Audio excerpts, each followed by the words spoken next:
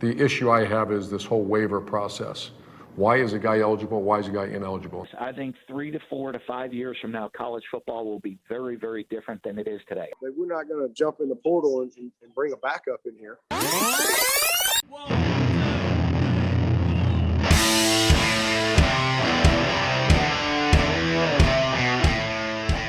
You are listening to The Review on the OSG Sports Podcasting Network.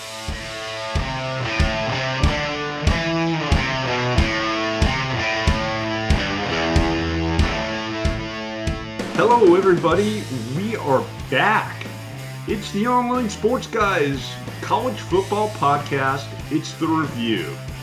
It's where we talk college football for the next, 45 minutes to an hour or so, and there's lots to talk about. We are the Online Sports Guys, OSG Nelson, John Wilkerson, me, OSG Phil, and we've been doing the show here, made it a kind of a monthly thing here in the off-season, guys? Yeah, there's some stuff to talk about. I'm thinking whenever we feel like it is when. Yeah, that really. Yeah, that's true.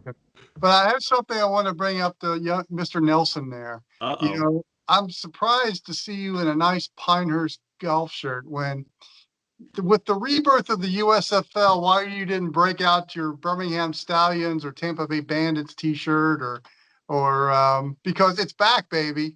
Because when you get up at 5:45 Eastern time to hop on a flight so you can be back at Office HD to do the show in a timely fashion, you're sitting there and it's like, all right, what do I have left that's clean in the suitcase? This is what was left clean in the suitcase that I could put on, roll out of the rack, head to the airport, and come back home. So, no, to your point, yes. And I am probably the guy that watches the Spring League. Gets a little I've caught a few games.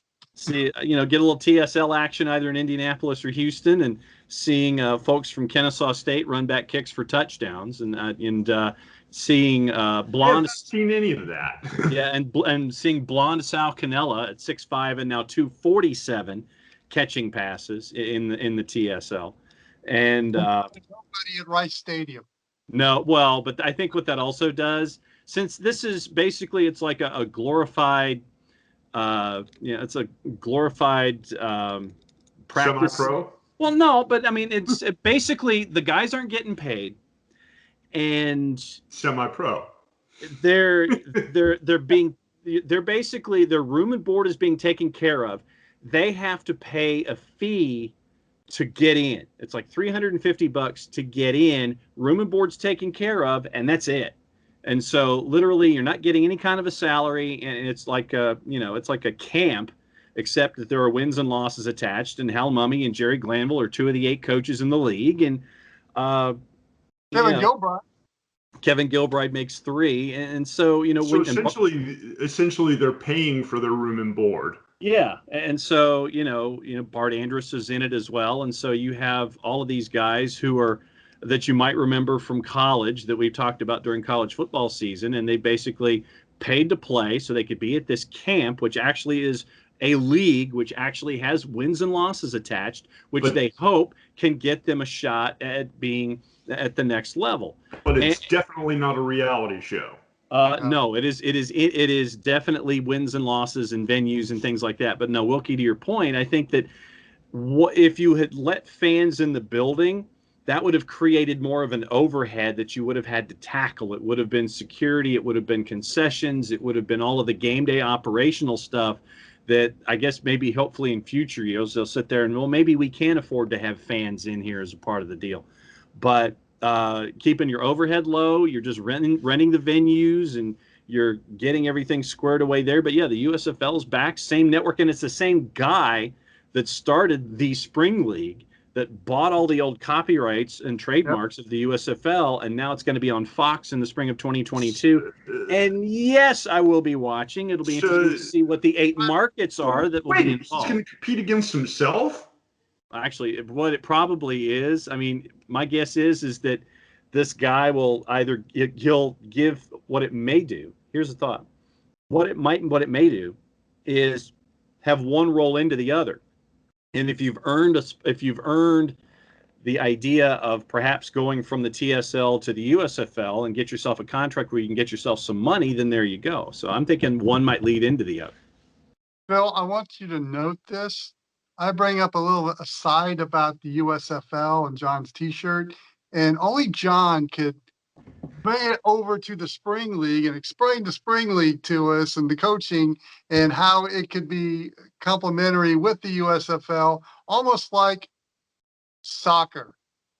So you knew there was always going to be a soccer element when John brings something up. By the way, can't wait to see the renewed rivalry between the LA Express and the Oakland Invaders. If those are two of the 8 teams that are being scheduled to be brought back. So yeah, I can't wait to see what the markets are and see what the rivalries are. It's probably like a Birmingham, a Memphis, something that might keep their costs back. Hey, I will, Hey. and I will get the markets, and I will get the T-shirts, and trust me, I'll wear my old stuff too. I've been to one USFL game in my life. L.A. and Oakland at the Mausoleum. That was me. I drove by one once in Jacksonville. LA and the Oklahoma Outlaws. Very nice. Your quarterbacks, Steve Young and Doug Williams. See, yeah. Mine were Steve Young and Fred Bassana. I wasn't quite your level. The legend of Fred Bassana. Mm-hmm. I got an idea for a podcast. Obscure USFL quarterbacks. Fine. Or podcast or Jeopardy category. Both. And Rogers hosting. There you go. I think we got it all figured out. Sounds like a show. Let's book it. Yes. Speaking of shows, we actually have a college football show to hear to you guys now that we're a good 6 minutes into it. Since we last left off, yes, something that's kind of been eating at me, and it kind of indirectly references what we just talked about for the last 6 minutes, and that's the professionalization or the free agency era of college football. Yeah. Guys, are we in an era now where college football players have more freedom to move around from school to school than an NFL player does? Wilkie, run it. Yeah, we do. You think about a kid coming in, being recruited by a coaching staff, and it just didn't work out. He wasn't the star of the show from fall camp and knew it, so he can just jettison on and find another program and get into the portal where if someone in the NFL or the soon-to-be USFL got him with a team, he's obligated by contract to be with that team at that certain amount of time. And that letter of intent is only good for a year. Mm. And so I think the transfer portal was something that was needed at the time. The way the NCAA was just had so much egg on their face and looked so bad PR wise, they kind of came up with this model. And, I think at the beginning it was more of a quarterback's system to use to improve your just improve your standing. But it's gotten out of hand. And it's not really it's affecting college basketball too on men's and women's college basketball. But since we're a college football show, yes, it's really affecting because who are you loyal to?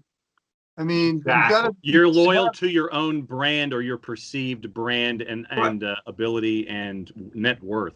That's what it's become. It's like everybody's got their brand and they're taking their brand to the place where they can get the most visibility. And that's the Power 5 schools.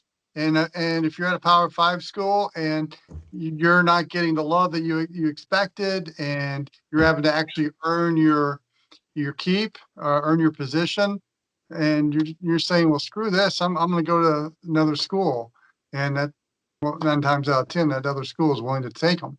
But what bothers me is there's no limitation. No, you could go to any school you want. You could play. Perceivably, you could play at 5 schools in 5 years, or maybe 6 years.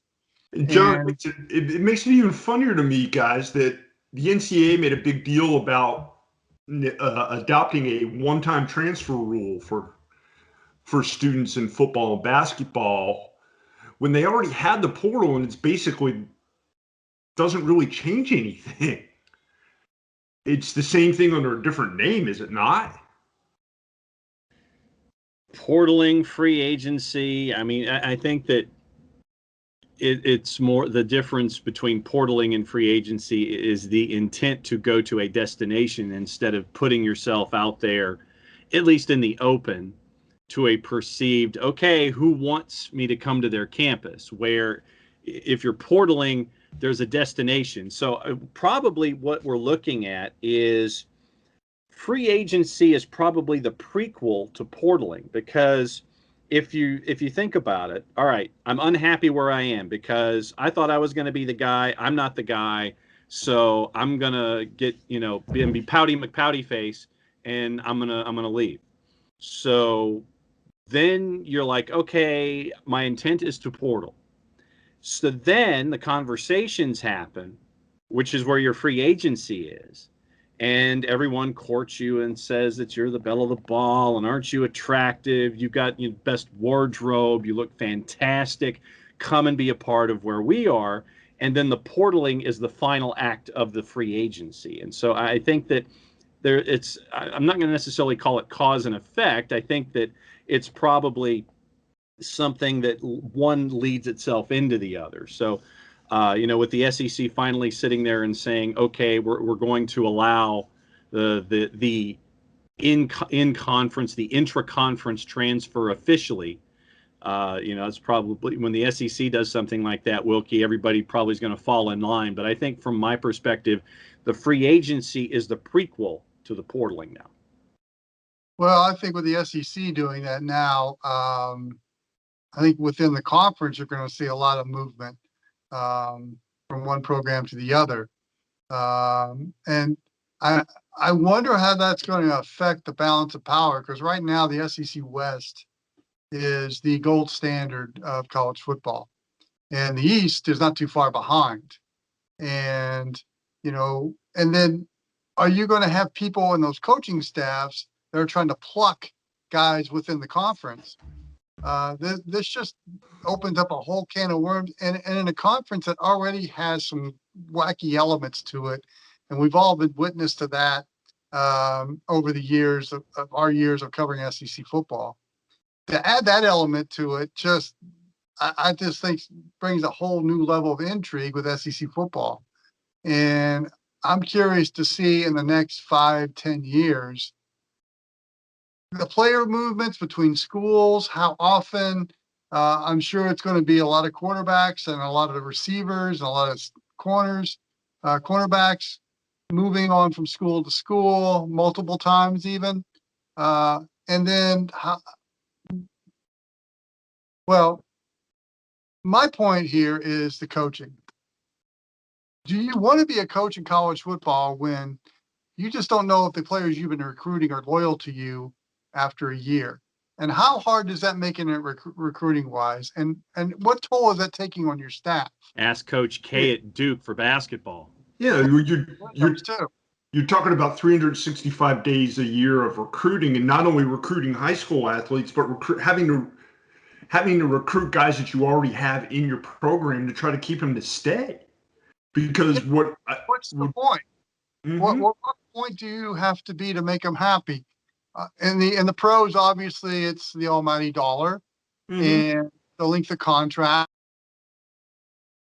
And you get 50. You're basically limited with a 53-man roster where you're not necessarily in college football.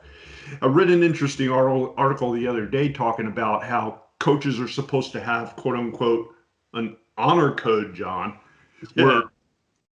where they don't try to recruit other teams' players in the middle of the season, but yet it's happening. Good. Oh, gee, what a shock. Yeah, and through the portal, they can do that because they can just have a guy say, well, I'm going to go put my name into the portal.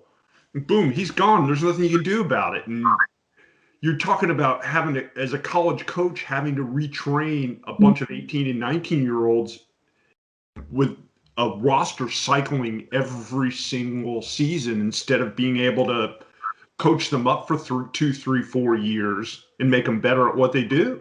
And I mean, and I think that really college basketball even may be the model for this about coaches and how to handle this kind of stuff, because John Calipari was one of the first to sit there and understand the model for what it was, embrace the model for what it is, understand that you're going to be there for that one season, make the most out of that season with these kids and that marketing opportunity that would be with them, although that your sample size and your availability for a pro draft is an entirely different thing.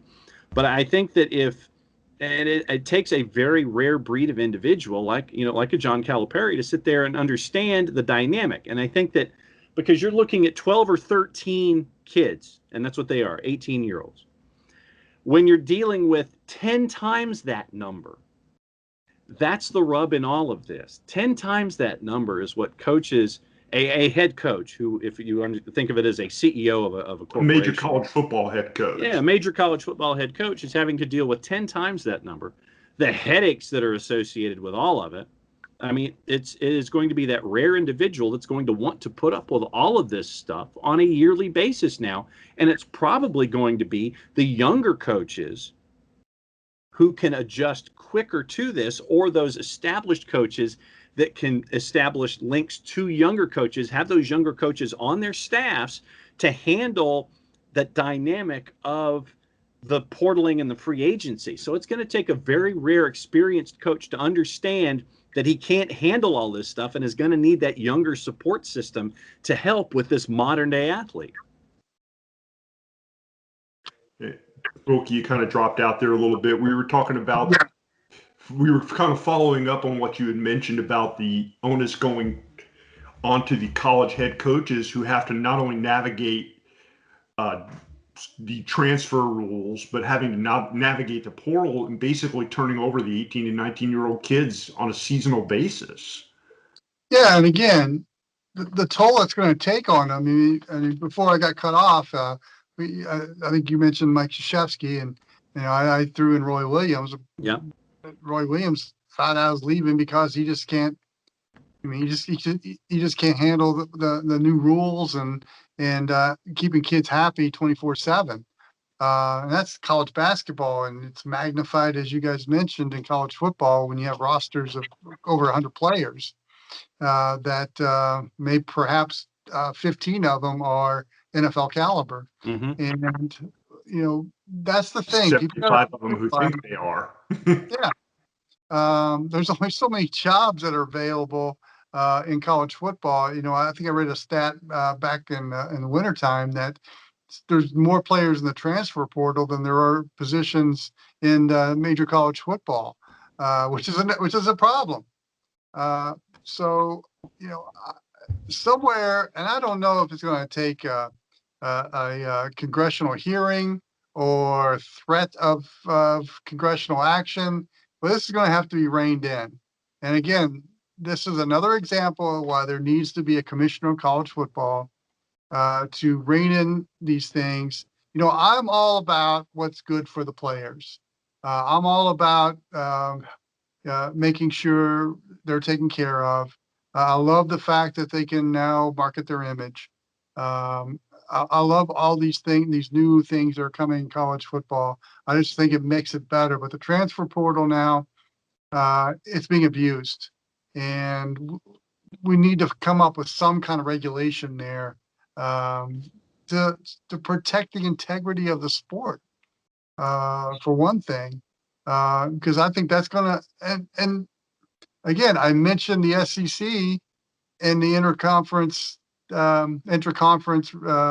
portaling, I guess is the best way to put it. Yeah. I mean, that's just next level. And that's going to be interesting to see the effect of that in the next 5 or 10 years. I mean, and I almost look at it like this, where the SEC is concerned. In professional sports, there are always those teams that will trade within their division or trade within their conference, and then there are teams that will not want anything to do with their conference and trade outside the conference. But now you have that opportunity to trade inside your division or trade inside your conference now. And I think that it's going to be interesting to see how all of these deck chairs change and who can adapt to all of this and who can adapt the quickest and understand, okay, player X wants to leave. Can I capitalize on that opportunity with someone on my roster, or is it going to be continual trading and transferring or portaling, whatever term you want to use, to fill in the gap that was created by the athlete that leaves? And where do those elements come from? And all of these moving parts. I mean, it's to the point where I think that the rich, as we know them, the SEC West, the SEC East, and what have you, the Power Fives, it's going to be interesting to see how they can look at this and best benefit themselves to keep themselves on top, so they're not losing all of that talent to where that talent comes back in a game against them and bites them, and they end up losing a game because of someone that was portaled away or went away at free agency. I mean, for me, the Vulcan 3D chess here that is going to be played by a lot of these front offices and a lot of these athletic departments, that's going to be the interesting subplot in all of this for me, Phil. Wilkie, did he just say something about the time-space continuum? I think he did. I think he definitely did that. Now, let me bring up something on the flip side, because let's talk about the group of 5 schools. And let's say you got a player at University of Houston or East Carolina who's was kind of a marginal high school athlete, and all of a sudden he blossoms into a star in the American or in the Mountain West, or let's say he portals to a major college team, a Power Five. Yeah. That's happening a lot in college basketball now, and that's why the mid majors are suffering a little bit. Although when you watch the NCAA tournament this year, that kind of blew that out of the water. But that could happen. I mean, even at the one AA level. No, it is happening. Yeah. Even at the one AA level, you may have a stud at North Dakota State, and he's getting tired of winning national championships. He might as well try his wares at a group of 5 school or a Power 5 school. Guarantee that'll happen. Yeah, I think that's already happened too. Yeah, exactly. But it's going to happen more and more. And do those levels now start seeing a talent drain because of it? It continues what we're already seeing, the separation between the Power 5 teams and the group of 5 teams. And what you're essentially setting up, or what we're describing here, is a major league and a minor league system, and you go AAA, AA, single A, and so forth. Yeah, I think it's accentuated now with this idea. Yeah, and it's funny to me because it seems like this all came about when people started complaining about coaches moving around. Yeah. And it bore out of, well, if the coach leaves, the player should have the ability to leave, which is a perfectly valid point, but not when you take it. Yeah, well, not when you take it to this extreme. And you're talking about guys bouncing around in the conference already. We talked pre-show about Eric Gilbert leaving LSU, saying he was going to go to Florida and ending up in Georgia. He just portaled a couple times inside the conference. But were they unportals because he didn't play? Did he enroll, take classes, and play? I'm guessing that these are unportals. Much of like him being an unperson on these campuses, these might be unportals. And how do you You brought up the 3D chess game, man. You're still speaking Vulcan to me, dude. Portaling. I mean, what does that have to do with spread offenses and the 3-4 and all that kind of stuff? And then you factor in Twitter wanting to pay players to use their name, image, and likeness. The name, image, and likeness bills being passed on states all around the country, and allowing these guys to profit off their use of their name. They can go sit there and do an ad for Zaxby's in their neighborhood if they so choose. And that even just greases the pot a little bit more. And all of a sudden you've got guys going, where should I go for my best marketing opportunity for my brand? Which is something we talked about earlier on. The Power Fives. Yeah. Unless you can be the man in a smaller location. And you can. There's nothing to say you can't go to a town that's got a couple of big restaurants in there, locally owned places, and do the promos for them. Hey, You're I could see a kid that's a cult figure, as a cult figure status at Temple, let's say, and get an ad and be all over Philly. I mean, think about it. I can see the same thing at the University of Houston. Absolutely. And being statewide in Texas, or even Texas San Antonio.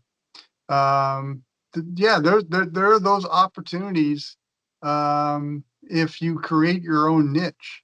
You may have a guy at a D2 school that's a phenomenal kickoff returner that puts in a highlight video every time he touches the ball, and all of a sudden he's known and gets an endorsement of some kind. That's kind of why I like that movement now that these states are allowing, and the NCAA as well, someone to market themselves, because why can't they? And we're all talking about the major college schools, and yeah, those get the big TV lenses pointed at them. But if you create your niche in the Twitter and Facebook world, Well, this reminds me. Remember a couple of years ago we talked about the kid that was kicking for UCF. Yeah.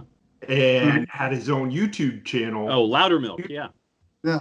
And he's drawing hundreds of thousands of viewers a month on his channel and making some decent money off of it.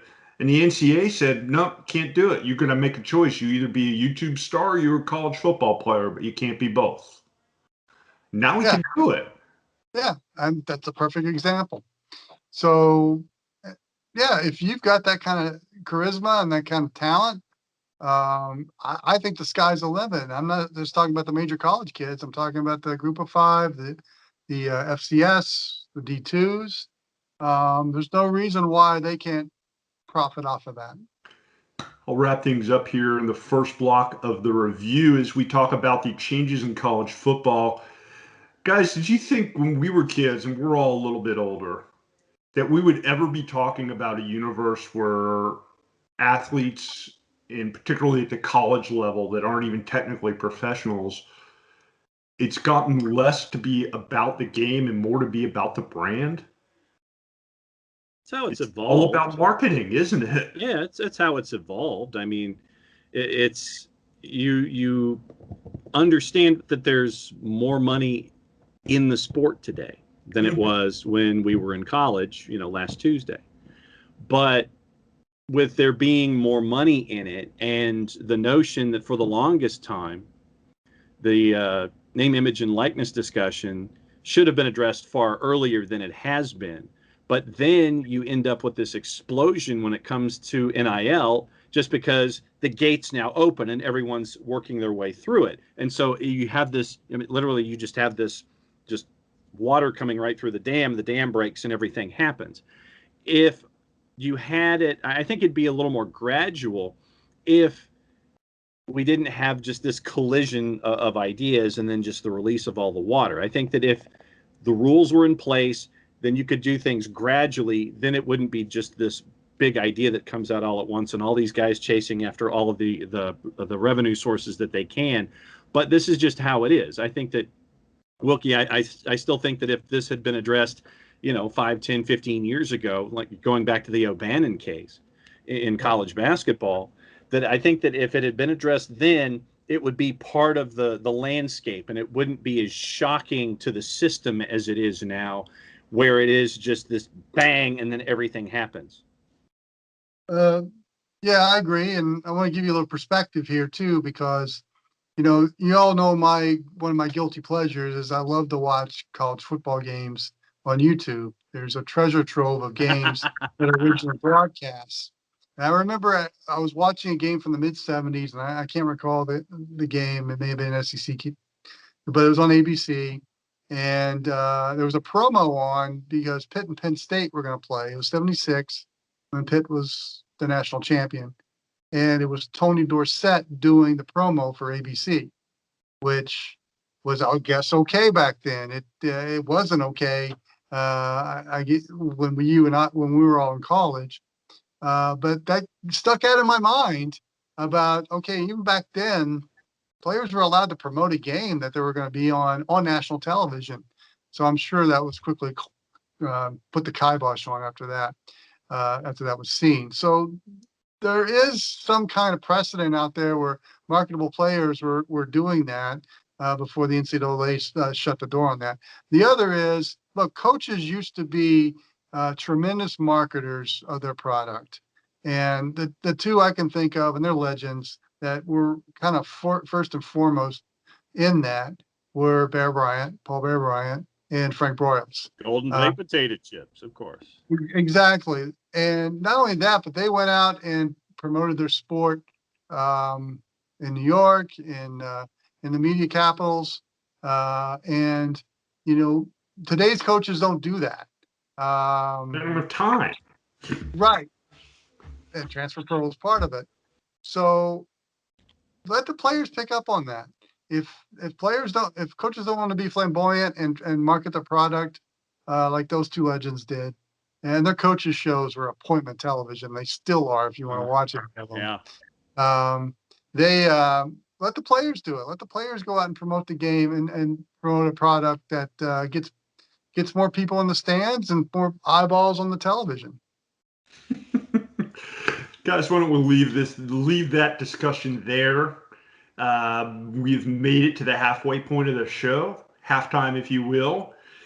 Just a reminder, folks, we have a phone app for those of you interested in such things. You can find us on Google Play and at the Apple Store. If you look up OSG Sports, we are there. Download it today. It really costs you zip, nothing, nada. You can find us on social media too. Every once in a while, we actually post things. Look us up on Facebook at OSG Sports, Twitter at OSG Sports. If you got any suggestions or ideas for shows, let us know. We'd love to hear it. If you're watching on YouTube, same thing. Let us know what you think. There's plenty of topics to talk about when it comes to college football. What do you want to hear about? When we come back in the second half of the show, we're going to talk about the Pac-12. Conference with a new commissioner, a conference that's got some image problems, and a conference that, when things are going right, could potentially be competitive with the other conferences. All that and more when we return with the second half of the review. You are listening to The Review on the OSG Sports Podcasting Network.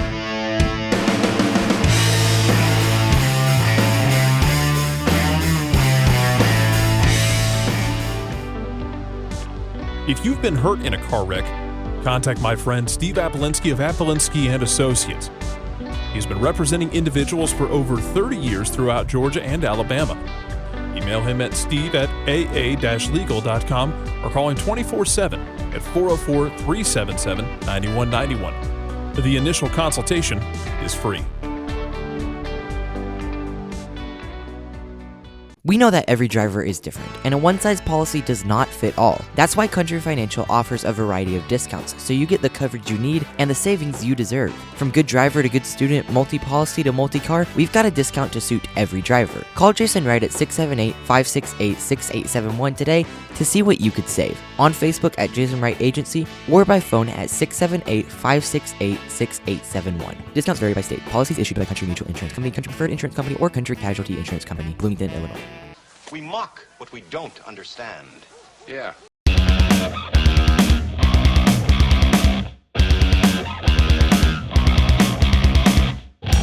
Thanks for sticking around, folks. You have made it to the second half of the show. For those of you just tuning in, you are listening to The Review. You may be watching us on our YouTube channel, or you may be listening to us on our podcast channel. We're hosted on Spreaker. We're also available on Stitcher, iTunes, Google Play Store. Oh, wow, nice. He actually got the Spreaker thing to go in focus there. I'm impressed. Usually he just randomly waves that thing around. I'm good at that, though. That's a whole separate conversation there, John. Yeah, separate conversation. By the way, I'd hold up my phone, but it's being used with the camera right now, so take my word for it. When we left you, we were talking about free agency in college football, the finance and the business of the game. And I want to talk here a little bit about a conference that is struggling in that area, and that's the Pac-12. Go roll the clock back 20 years ago, so maybe you're talking about the Pac-12 being one of the driving forces in the game of college football, and that's no longer the case here. A lot of that's revenue, a lot of that's marketing, a lot of that's just lack of being able to brand themselves on a national basis. And then you have the broadcasts. The games, because there's a 3-hour time difference, a lot of the games hadn't been seen in a good afternoon viewing window here in the East Coast or even east of the Mississippi, period. And that brings me to something that came up this week that I thought was interesting. And we talked about this before we started the show. Stanford coach David Shaw made a big to-do this week when he publicly complained about his league's broadcast partner, Fox Sports, making the Cardinal play a 9 o'clock a.m. kickoff game for them. It's a noon kickoff game. Who are they playing again? Kansas State. Kansas State at Jerry World. Yeah. The time difference for them would be essentially playing in the middle of the morning, and Shaw doesn't think that's fair to make them do that. Do you have a valid point? Yeah, he does have a valid point. However, the big thing about the Pac-12 has been the lack of exposure to the east of the Mississippi when your games kick off at 11 o'clock local time here at the hub, OSG hub here in Atlanta. So they decide, I guess Larry Scott decided when he was commissioner, that we're going to solve this by kicking off at 9 a.m. Now, as a guy who used to broadcast 9 a.m. football games at the Georgia State Championships, I was okay with it. I mean, hey, I got to the Dome at 6 in the morning and was ready to go at 9 a.m. and I was done by noon. But the fact that they're in a neutral site, I can see some of what David Shaw is saying. Why can't you kick this off at 3:30 local time? What's the difference?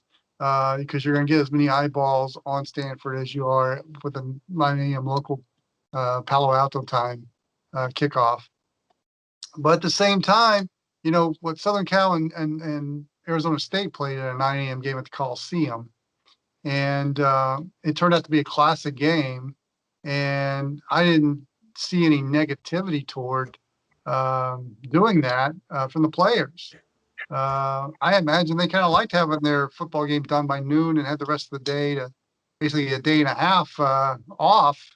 But I can see David Shaw's point. It especially on a neutral site when Stanford, they care about academics there. And I'm sure there's some players that it's going to affect them in that regard. All right. So, Phil, while I'm talking and giving my point, go ahead and add J-Dub to the call. Just go ahead and do the fancy part and just add him to the call. See if we can do that kind of technology. My point in all of this is probably an overarching point about the Pac-12 in general. And if you played better football, you think you'd get better time slots. Yeah. If you didn't have folks that were struggling to be 4-6 or 5-5 or 5-7, and you only had one team that was part of the national discussion, even as an outsider to the CFP, until you lose a game you're not supposed to lose, then this is on you. I know that Oklahoma and Nebraska were going down the same road, Wilkie, where I think it's the 50th matchup between the two, the 50th year that the two of them are going, and they got another really horrible start time from their perspective. I think Joe Castiglione came out and said something about it. Scott Frost said something about it. My whole point in all of this is that you'd get a better time slot if you played better football and you were a part of the national discussion.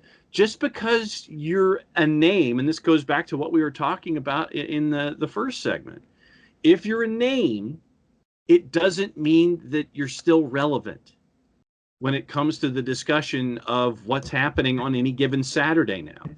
Nebraska is average. The Pac-12 is average.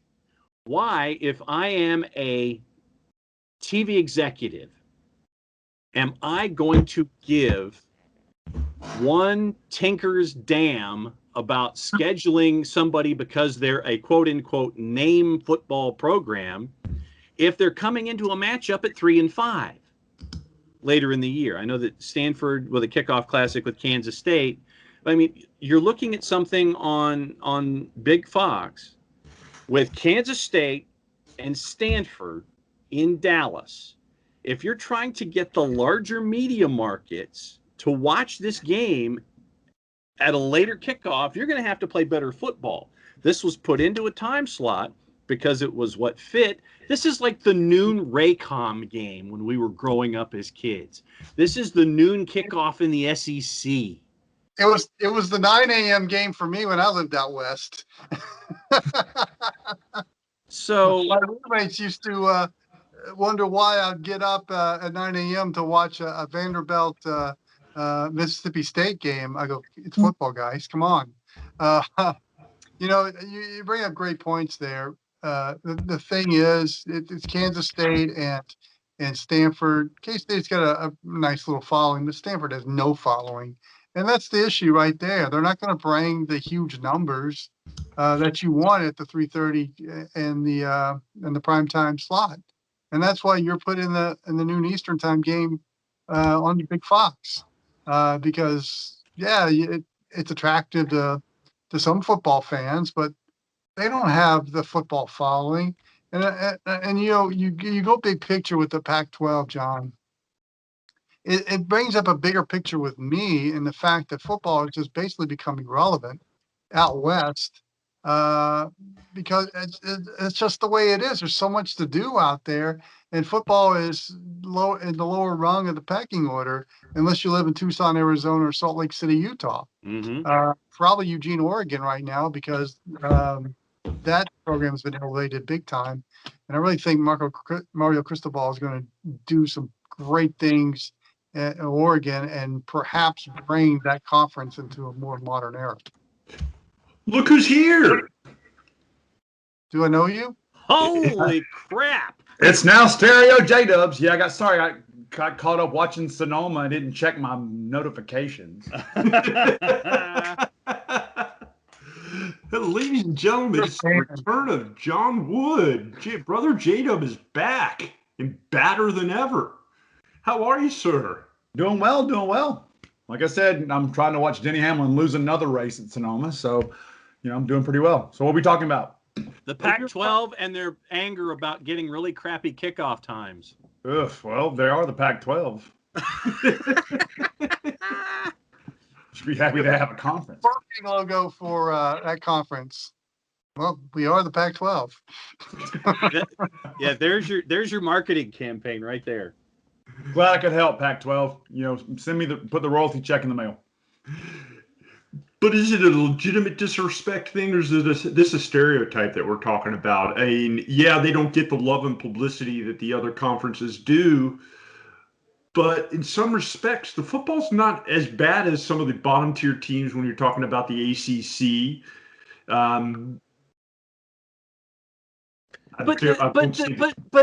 But the thing is, and I'll make my point quick so J-Dub, you can jump in. You've either got to be really good for people to watch or really bad for people to watch. People either want to see success or they want to see the train wreck. If you're average, which is what the Pac-12 10-14 is, it is average across the board. Short of Oregon and maybe. But is an Oregon USC game going to outdraw a Kansas State versus Baylor game on national TV? I'd watch. I mean, that to me is a compelling matchup. We're not hearing you. J-Dub, unmute yourself. Or Phil, unmute J-Dub, one of the two. I There it is. I didn't touch anything. Gremlins in the system. No, See, this is what happens when he's back for the first time and he parachutes in like Sting from the rafters. I painted my office a different color, and it's like everything's gone wrong. There's a reason for that. To Wilkie's point, I'd watch that game. I mean, I'd watch the Pac-12 game versus K-State because I hate K-State. But I don't think it's truly a disrespect issue. I think it's just, I mean, the kickoff times suck. But I just think it's just the luck of the draw. I mean, there's some lower tier ACC kickoff for a Pac-12 game. You what? What's wrong with a 3:30 kickoff for a good Pac-12 game? First, you got to have a good Pac-12 game. Yeah, I mean, that's a marquee time slot, and you don't have marquee teams in the Pac-12. You've got USC in Los Angeles, a program that hopefully rebounding. You got a damn good Oregon program. Washington's been good for a good bit of time the last few years. Okay, what about the rest? What about the rest of the conference? Stanford is Stanford. They're a national draw. It's not. Can you say it's not a lost cause? I think Stanford's a regional draw. I don't think Stanford's a national draw. In my opinion. Stanford, Notre Dame always draws well. That's always the Notre a good Dame game. draw. That's not a Stanford draw. You know, Southern Cal's problem right now is they own football in LA. Yep. And now that the Rams and Chargers are in there and begin to have some success, now they're playing in the crazy stadium that Stan Kroenke built. Some of that's starting to erode. They still draw huge numbers at the LA Coliseum, and they're still a brand name, and they're going to get people to watch, but that's beginning to erode until they figure out what they want to do with Clay Helton, and they can get another Pete Carroll type to come in and keep the guys in LA, because a lot of those guys are escaping the SEC and Pac-12 or Pac-12, other Pac-12 schools, but Big 12 schools as well. And Oregon is, like I say, I think Mario Cristobal is the guy. If there's any hope for Pac-12 football to rebound, he's the guy you want leading the group, because where does he come from? He comes from the Nick Saban coaching tree. He's bringing a lot of that philosophy to Oregon, and it's starting to build some success there. Mel Tucker would have done the same thing at Colorado had he stayed, and he criticized the Pac-12 pretty much when his brief year in Boulder about the culture there and what the lack of.